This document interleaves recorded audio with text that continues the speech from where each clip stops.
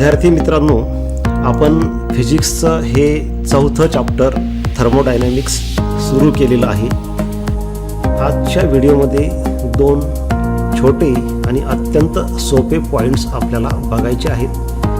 ते म्हणजे thermal equilibrium and zeroth law of thermodynamics. Thermal equilibrium म्हणजे काय? अत्यंत सोपा पार्ट आहे. Thermodynamical systems are said to be in thermal equilibrium if there is no exchange of heat between them when they are in contact with each other. दोन थर्मोडायनॅमिकल systems.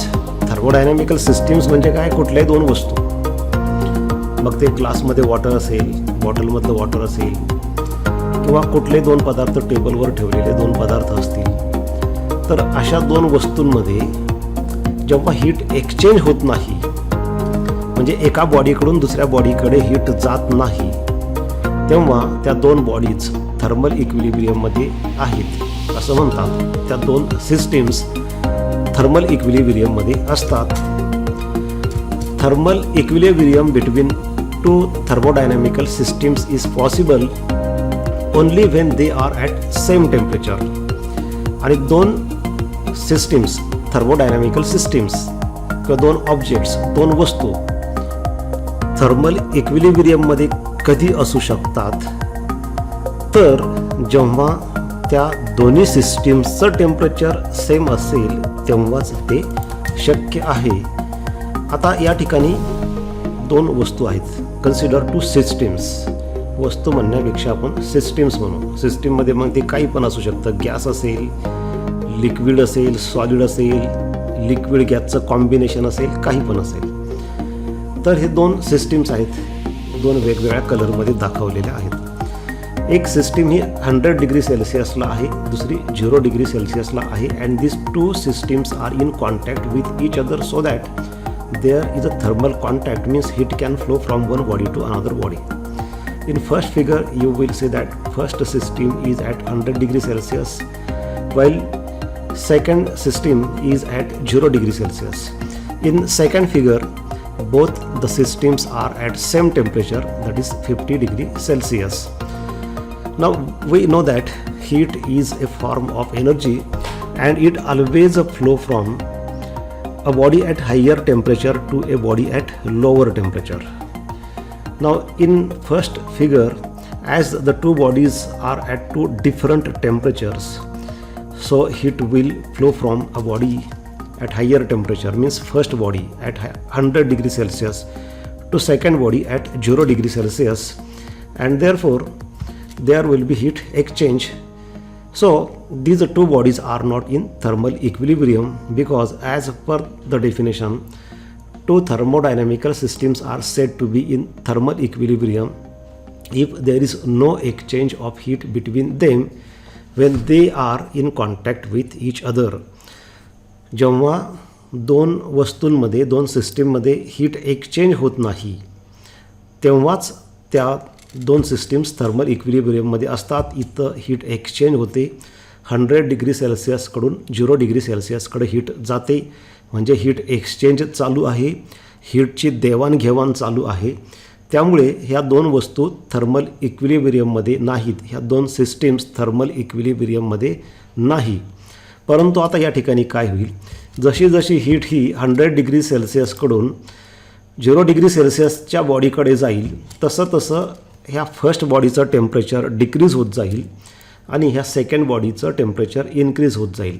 हे 100 degree Celsius जे आहे ते कमी कमी होईल, 90, 80, आणि हे काय होईल? 0 डिग्री सेल्सिअसचं त्या बॉडीचं टेम्परेचर वाढेल. ज्या पद्धतीने आपण थंड पाण्यामध्ये किंवा गरम पाण्यामध्ये बर्फ टाकलं तर बर्फ जे आहे 0 डिग्री सेल्सिअस त्याचं टेम्परेचर वाढतं आणि गरम पाण्याचं टेम्परेचर थोडं कमी होतं. तसं इथं काय होईल? हीट एक्सचेंज झाल्यामुळं दुसऱ्या बॉडीचं टेम्परेचर वाढेल आणि एक वेळ अशी येईल, दुसऱ्या फिगरमध्ये दाखवल्याप्रमाणे दोन्ही बॉडीचं टेम्परेचर सेम होईल. आता टेम्परेचर डिफरन्स नसल्यामुळं हीट एक्सचेंज होणार नाही. पहिल्या बॉडीकडून दुसऱ्या बॉडीकडे किंवा दुसऱ्या बॉडीकडून पहिल्या बॉडीकडे हीट जाणार नाही. आता हीट एक्सचेंज नाही म्हणजे डेफिनेशननुसार ह्या दोन सिस्टीम्स थर्मल इक्विलिब्रियममध्ये आहे.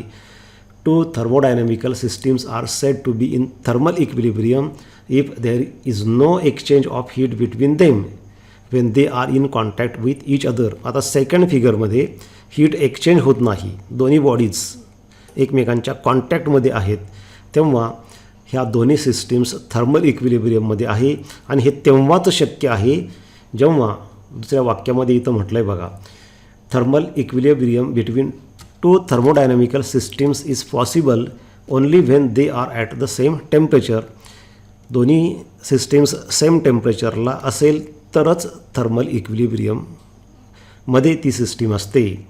आता हे दोन ऑब्जेक्ट घेतलं आपण, कदाचित समजा एखाद्या कंटेनरमध्ये आपण मिक्सचर ऑफ गॅसेस असतील किंवा अनेक सिस्टीम्स एकत्र असतील किंवा एखाद्या बॉडीमध्ये एका पार्टकडून दुसऱ्या पार्टकडे हीट जात नसेल तरीसुद्धा ती सिस्टीम थर्मल इक्विलिब्रियममध्ये आहे असं आपण म्हणू शकतो. दोन ऑब्जेक्ट्स किंवा दोन सिस्टीम्स न घेता एकच सिस्टीमच्या एका पार्टमधून दुसऱ्या पार्टमध्ये जर हीट फ्लो होत नसेल, हीट एक्सचेंज होत नसेल तरीसुद्धा ती सिस्टीम ही थर्मल इक्विलिब्रियममध्ये असते. पण समजा एकच सिस्टीम आहे आणि त्या सिस्टीममध्ये एका पार्टकडून दुसऱ्या पार्टकडे हीट फ्लो होत असेल तर ती सिस्टीम ही थर्मल इक्विलिब्रियममध्ये असू शकत नाही. म्हणजे अशा वेळी त्या सिस्टीममध्ये सगळीकडं सारखं टेम्परेचर असणार नाही, कारण सगळीकडं सारखं टेम्परेचर असतं तर हीट एक्सचेंज झाली नसती. हे होतं थर्मल इक्विलिब्रियमबद्दल. विद्यार्थी मित्रांनो, जर तुम्ही हे बोर्डाचं पुस्तक ओपन करून पाहिलं आणि थर्मोडायनॅमिक्स या चॅप्टरमध्ये तुम्ही गेलात तर तुम्हाला एक प्रश्न त्याच्यामध्ये विचारलेला दिसून येईल. त्यामध्ये असं म्हटलं आहे, Y different objects kept on a table at room temperature do not exchange heat with the table. म्हणजे टेबलवर वेगवेगळ्या वस्तू ठेवलेल्या असतील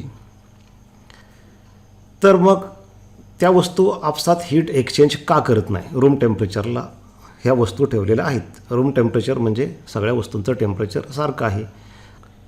आता याचं कारण हेच आहे थर्मल इक्विलिब्रियम. सगळ्या वस्तू, ह्या दोन्ही वस्तू आणि हा टेबल म्हणजे तिन्हीच्या तिन्ही वस्तू ह्या रूम टेम्परेचरला आहेत, सगळ्यांचं टेम्परेचर सारखं आहे आणि सगळ्यांचं टेम्परेचर सारखं असेल तर त्यांच्यामध्ये हीट एक्सचेंज होत नाही हे थर्मल इक्विलिब्रियम सांगतं. म्हणजेच ह्या दोन वस्तूमध्ये किंवा त्या दोन वस्तूमध्ये आणि टेबलमध्ये हीट एक्सचेंज होत नाही. ॲक्च्युली कसं आहे विद्यार्थी मित्रांनो, आपण यापूर्वी kinetic theory of gases and रेडिएशनमध्ये शिकलो आहे, फ्रीहोस्ट थिअरी आपण शिकलो आहे, ज्यामध्ये असं म्हटलं आहे, every body radiates heat energy at all temperature except absolute zero temperature. At the same time every body absorb heat energy from surrounding. म्हणजे ॲक्च्युअली ह्या दोन्ही वस्तू आणि टेबलसुद्धा हीट बाहेर टाकत असतात आणि हीट आतमध्ये घेत असतात. म्हणजेच ह्या सराउंडिंगच्या मार्फत म्हणा किंवा ह्या दोन्ही वस्तू टेबलवर ठेवलेल्या आहेत, डायरेक्ट टेबलच्या कॉन्टॅक्टमध्ये आहेत, त्यामुळं ह्या दोन्ही वस्तू ॲक्च्युअली त्या टेबलला हीट देत असतात आणि टेबलकडून हीट घेत असतात. म्हणजे हीट एक्सचेंज चालू असते, परंतु टेम्परेचर सारखं असल्यामुळं जी नेट लॉस किंवा गेन आहे ते झिरो होतं. म्हणजे ह्या दोन्ही बॉडीज टेबलला जेवढी हीट पर सेकंड देतात तेवढीच टेबलकडून पर सेकंड घेतात. Therefore there is no net exchange of heat energy. हीटची देवाणघेवाण चालू असते, परंतु जेवढी हीट दिली जाते तेवढीच घेतली जाते. त्यामुळे त्याच्यामध्ये नो नेट गेन किंवा लॉस होत नाही. म्हणजेच आपण म्हणू शकतो there is no exchange of heat energy. आणि त्यानंतर एक लॉ, थर्मोडायनॅमिक्सचा एक नियम आपल्याला बघायचा आहे, तो आहे झिरोथ लॉ ऑफ थर्मोडायनॅमिक्स. विद्यार्थी मित्रांनो, हे नाव जरा विचित्र वाटतं आपल्याला, झिरोथ लॉ ऑफ थर्मोडायनॅमिक्स. कसं असतं की फर्स्ट लॉ असतो, सेकंड लॉ असतो, थर्ड लॉ असतो, Newton's first law, Newton's second law, Kirchhoff's first law, Kirchhoff's second law. पण झिरोथ लॉ असं कसं काय? तर याला कारण असं आहे की अगोदर थर्मोडायनॅमिक्समध्ये फर्स्ट लॉ ऑफ थर्मोडायनॅमिक्स आणि सेकंड लॉ ऑफ थर्मोडायनॅमिक्स हे लॉज सांगितले गेले, त्यांचा शोध आधी लागला असं आपण म्हणू. आणि त्यानंतर ह्या झिरोथ लॉ ऑफ थर्मोडायनॅमिक्सचा शोध लागला. परंतु झिरोथ लॉ ऑफ थर्मोडायनॅमिक्स खरं तर ह्या दोघांच्या अगोदर येतो. क्रम लावायचा म्हटलं तर आधी झिरोथ लॉ ऑफ थर्मोडायनॅमिक्स सांगणं गरजेचं असतं, परंतु शोध त्याचा नंतर लागला. पहिला नियम दुसरा नियम थर्मोडायनॅमिकचा पहिला आणि दुसरा नियम शोधल्यानंतर हा झिरोथ लॉ ऑफ थर्मोडायनॅमिक्स शोधला गेला. मग आता त्याला थर्ड लॉ असं का म्हटलं नाही? याचं कारण असं आहे की तो ह्या दोन्ही नियमांच्या आधी सांगणं गरजेचं आहे, कारण ह्या झिरोथ लॉ ऑफ थर्मोडायनॅमिक्सवरती ते दोन नियम अवलंबून आहेत, म्हणजे क्रम याचा आधी लागतो. परंतु फर्स्ट आणि सेकंड लॉ हे नाव तर अगोदर देऊन टाकलेले आहेत, मग त्यांचे नाव बदलायचे. पहिल्याला दुसरा आणि दुसऱ्याला तिसरा म्हणायचं आणि मग याला फर्स्ट लॉ म्हणायचं, जो नंतर लागला तो. तसं करण्याच्या ऐवजी काय केलं, फर्स्ट लॉ ते नाव तसंच ठेवलं, सेकंड लॉ ऑफ थर्मोडायनॅमिक्स ते तसंच ठेवलं आणि मग त्याच्या अगोदर याला नंबर द्यायचा. आता फर्स्टच्या अगोदर नंबर येणार कोणता तर झिरो, म्हणून त्याला म्हटलं झिरोथ लॉ ऑफ थर्मोडायनॅमिक्स. लक्षात घ्या, हा झिरोथ लॉ म्हणजे पहिल्या आणि दुसऱ्या नियमाच्या अगोदर येतो, पण तो त्याचा शोध नंतर लागलेला आहे, म्हणून त्याला झिरोथ लॉ ऑफ थर्मोडायनॅमिक्स असा नंबर दिला. एकच्या अगोदर झिरोच येतो म्हणून तो नंबर त्याला दिलेला आहे. काय सांगतो झिरोथ लॉ ऑफ थर्मोडायनॅमिक्स? अत्यंत सोपं आहे. If two systems are each in thermal equilibrium with a third system, they are also in thermal equilibrium with each other. अत्यंत सोपं स्टेटमेंट आहे. म्हणजे कसं, फिगरवरून लक्षात येईल. इथं 3 सिस्टीम्स तुम्हाला दिसत आहेत, ए, बी आणि सी. तर त्यातल्या 2 सिस्टीम्स इक्विलिब्रियममध्ये आहेत, ए आणि सी. त्याचवेळी ए आणि बी सुद्धा इक्विलिब्रियममध्ये आहेत. बघा आता नीट समजावून घ्या हे स्टेटमेंट आणि ह्या फिगर्स. काय म्हटलं आहे, if two systems are each in thermal equilibrium with a third system. 2 systems कोणत्या, बी आणि सी, आणि थर्ड सिस्टीम कोणती, ए. तर बी ही ए सी थर्मल इक्विलिब्रियममध्ये आहे, सी ही सिस्टीमसुद्धा ए सी थर्मल इक्विलिब्रियममध्ये आहे. हा डबल ॲरो काय दाखवतो, तर ए आणि सी या दोन्ही थर्मल इक्विलिब्रियममध्ये आहेत. इथंसुद्धा डबल ॲरो आहेत, ई आणि बी ह्या दोन्ही सिस्टीम थर्मल इक्विलिब्रियममध्ये आहेत. म्हणजे बी आणि सी ह्या दोन्ही system, if two systems are each म्हणजे बी आणि C, each system is in thermal equilibrium with third system A. C A सोबत इक्विलिब्रियममध्ये आहे, बी सुद्धा ए सोबत इक्विलिब्रियममध्ये आहे. याचा अर्थ बी आणि सी सुद्धा थर्मल इक्विलिब्रियममध्ये आहे असा होतो. म्हणजे ह्या दोघांचं कॉम्बिनेशन केलं, प्लस लिहिलं येतं. याचा अर्थ असा होतो B and C are also in thermal equilibrium. Means we can say when B is in thermal equilibrium with A, C is in thermal equilibrium with A, then B and C are also in thermal equilibrium. आणि सरळ सरळ आहे. आता आपण यापूर्वी पाहिलं आहे की 2 सिस्टीम थर्मल इक्विलिब्रियममध्ये कधी असू शकतात, जेव्हा त्यांचं टेम्परेचर सेम असेल. म्हणजे याचा अर्थ ए आणि सीचं टेम्परेचर सेम आहे. आणि इथं म्हटलं की ए आणि बीचं टेम्परेचर सेम आहे, म्हणजे याचा अर्थ ए बी सी तिघांचं टेम्परेचर सेम आहे. म्हणजे तिन्ही सिस्टीम थर्मल इक्विलिब्रियममध्ये आहे.